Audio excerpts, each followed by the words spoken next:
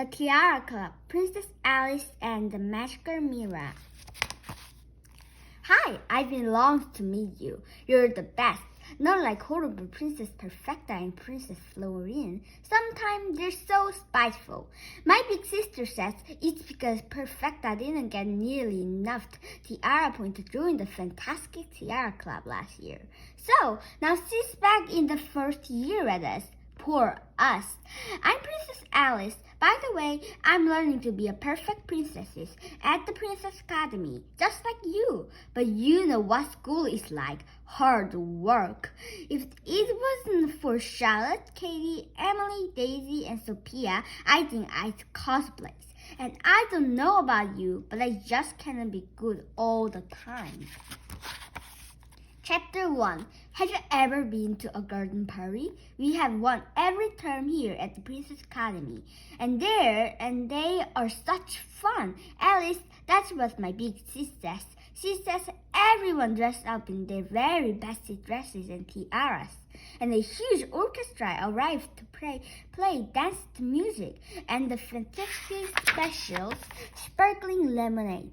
There are flowers just everywhere, and all our researchers are invited to come and see just how perfect we are. And if it looked like rain, guess what happened? Fairy G, that's the school fairy godmother, floats a sunny blue sky over the whole garden. Isn't that just so amazing? There's another fantastic thing about the garden party. It's the one and only time in Fairy G to bring out the Princess Academy magical mirror, and it really is magical. My big sister made me promise I wouldn't tell anyone what happened because it's supposed to be a really huge surprise. But I know it's okay to tell you. Don't tell anyone. It's what happens on Garden Party Day. Every princess in the Princess Academy puts on one of her special dresses, does her hair, and puts on her tiara. Then each princess is invited into Fairy G's private study to cursing to her research. And guess what? The magical mirror looks like back and decide how much of a perfect princess you are, and it gives you tiara points, and it can give you up to 300, but my big sister says nobody has ever got that many. So you can see why I was counting every single minute until Garden Party Day. But of course, there was a bad side to it as well. Suddenly, we had dozens of the extra class in cursing to the floor and walking graceful in long skirts and dancing. Oh, we had to learn hundreds of new dances. It seemed as if we never have even had a second to have any fun. But we did our best, and at least there was only one day to go. Our dresses were already hanging up on the rail in our dormitory. My dress was so dreamy. It was totally glorious pale pink satin, skating with the sweetest little pink and white daisy, and its had layers and layers of silk peacocks. So it was beautiful as I walked. Our tiaras were sparkling, one on dark blue velvet cursing in our bedside chairs. We were widely excited until everything went so wrong. On the Thursday morning, we had our final test in dazing the staircases floating on air, and all 6 of us fared miserable, especially me. Queen Mother Matilda sees the school visiting experiment in across of the post and dormitory, gets really cross and orders us to practice every spiral movement we had. If you don't improve this Mary cells by tomorrow evening, she snapped, you will spend the day of the garden party in your dormitory. And then she glared at us and swept away. We did as we were told, but we didn't seem to get any better. By Friday tea time, I was so worried. What if Queen Maddie says we couldn't go to the garden party? That wouldn't be totally terrible, because we'd never get to see the magical mirror and win our tiara points. My feet hurt, Shalom moaned as we dragged ourselves up the grand staircase for what felt like the 100th time science breakfast.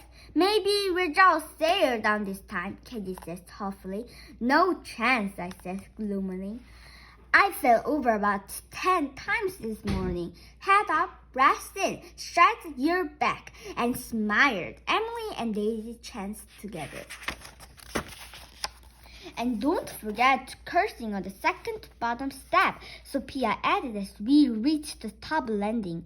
We all grinned loudly. Ooh, Florine, do look! Horrid Princess Perfecta suddenly appeared with her nasty friend. It's the dozy rosy posy. Florine gives us a pitying smile. So it is. Isn't it a shame that they're only perfect princess when it comes to a fairy falling down the stairs? And she and Perfecta sniggered loudly as they went off alone to the corridor. I had to hear them and stare out of the window. Outside in the sunny garden, the three kitchen maids, Moira, Prue, and Ginny, was running to end of the floor with armful of flowers. Usually they're kept busy inside by the academic cook, Big Clara, but today there were ordinary huge vases of lilacs and rose and big white daisy all the way down the drive and around the courtyard of the Princess Academy.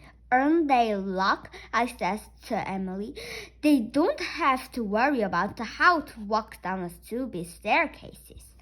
I suppose Emily looked dull-filled, but just imagine her Big Clara oodling about every second of the day. Emily was right about Big Clara being bosses.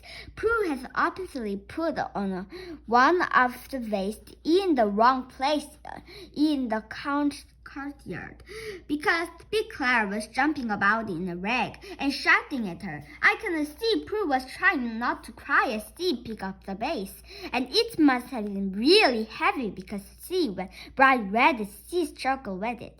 And then she just happened to look up at the window, and she saw me looking, and she tried so hard to smile at me, and I felt so sorry for her. I made a funny face and pretending to jump about just like Big Clara. Big mistake! Prue laughed, and she dropped the vase, and it smashed into 1,000 pieces and squashed all the flowers.